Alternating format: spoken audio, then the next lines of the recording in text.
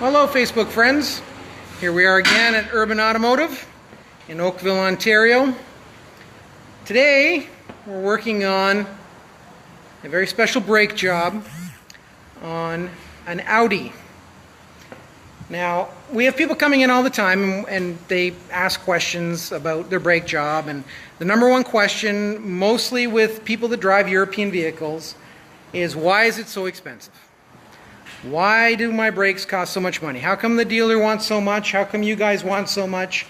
What is the story? Well, number one, it's because you're driving a European vehicle. So they are engineered very well. Not that the other ones aren't, but you're paying for the build quality of the vehicle. In this case, we have a 2012 Audi that we're doing four-wheel brakes on today.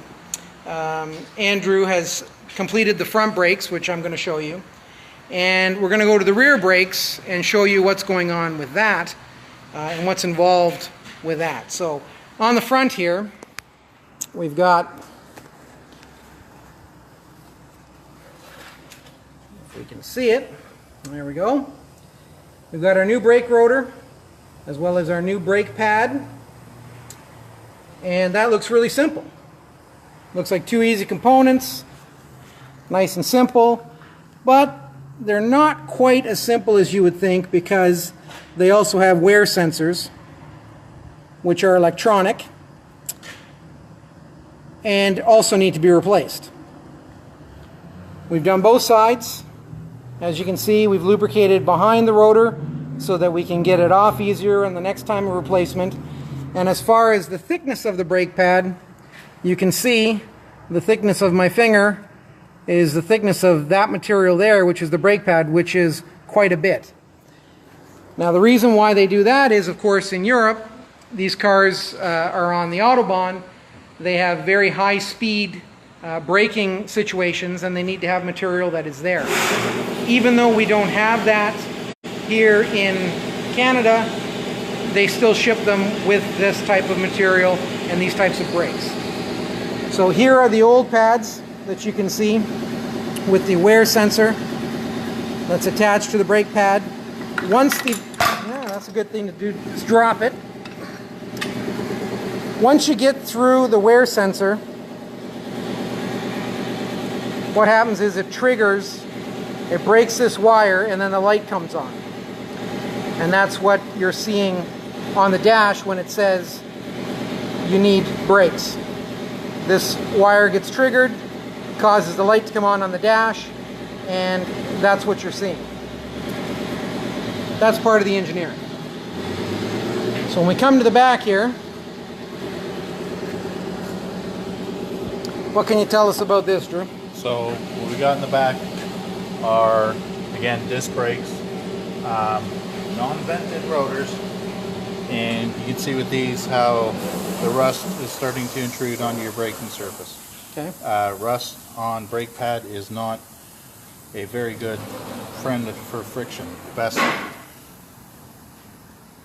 coefficient of friction is basically metal to metal, but you don't want metal but rust. The pad's just basically going to be sliding on that. Okay. So we're replacing the rear pads and rotors on this. We've cleaned up our hub, and we're going to give it a quick spray of white grease there to help keep the rust down, so it doesn't build up and give you any brake pulsation problems. What these rear brakes entail here are an electronic park and brake rather than the old cable style park and brake majority of the vehicles have and did have when they went to rear disc brake. On this vehicle, what's required to do is hook up the scanner and go through into the process to retract the electronic park and brakes so the rear brakes can be serviced. So you need to have a scanner in order to be able to release the park and brake and do the brake job to begin with? Properly, without issues. Okay. I'm sure there are other ways you can finagle your way through, but you may have park and brake issues and warnings later. Now, in regards to the brake caliper brackets, this is the one we've taken off the right side, and it's all still dirty. Everything is still intact. As you can see, the pads were hard in the root and the grooves in the rotor. Okay. Everything is just starting to chew itself up. So that would be a noise issue. It eventually will be, probably more so when they get warm.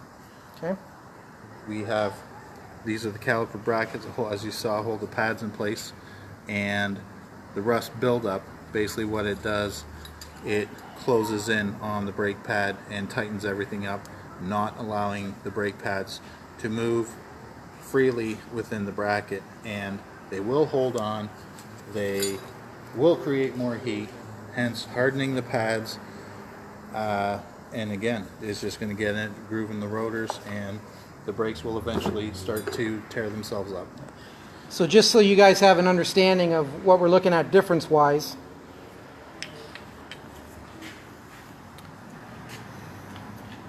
that is the thickness of the new pad versus the pad that we're replacing.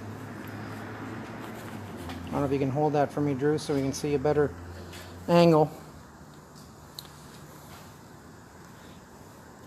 So you see the significance. This is metal. The metal backing plate. The metal backing plate. This is metal, and this is the friction material. So there is quite a substantial amount difference in thickness. And the reason why we're replacing these are the rotted rotors, hence the groove pads, and the reduced braking efficiency.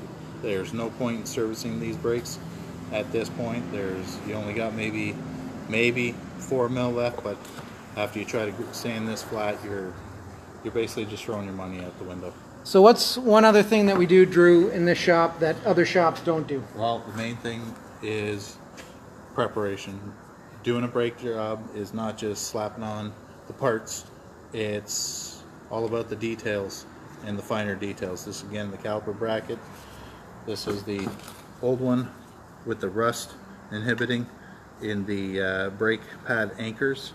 So what we do, when we take them off, we get new hardware kits, new clips, new dust boots, replace all that, lube up the slides as well as the anchors with a silicone ceramic brake slide. This stuff works great, repels water, moisture, helps your sliders last longer without starting to stick. But we take the sandblaster and we blast out all the rust. So this isn't paint, this is actual clean material. Yes, clean material. It's gray because it's the residual from the sandblasting, but it blasts off away all the rust that started to build up on that. So you're starting off again with a nice smooth base. So that's like a new surface. New surface from the factory, with the tolerances as intended by the manufacturer. Again, the rust buildup will just start to squeeze everything in. The pads get tight, they do not slide smoothly. Again, we're going to put a nice little coat of silicone ceramic lubricant in that to help reduce any future buildup of rust. New anti-rattle clips, a little bit of lube on them too, so everything moves slightly, nicely, and yeah, new dust boots, cleaning up the slider pins, and just making sure everything moves nice and smoothly and freely. Awesome. So it's not just a case of throwing brakes on, which we've had a few people come in the past and say, yeah, I just want to throw my brake pads on. You throw a set of brake pads on? Well, number one, if you're driving with your family, you want to make sure that you're safe. Safety's first. And that's one thing that we stress in our shop. The other thing is you share the road with others. And I like to make sure that the people that are leaving my shop are safe and secure and are obviously not a danger to me and my family while we're on the road. And that's the case here. So hope this video helped explain a little bit more about the details of what's involved with a high-end brake job and why it costs what it does. This particular brake job is going to be covered by our 3-year, 60,000 kilometer parts and labor warranty, meaning should any of these components give a problem within those 3 years, 60,000, the brake jobs will be redone free of charge, no cost to the customer. Thanks for watching. Have a great day.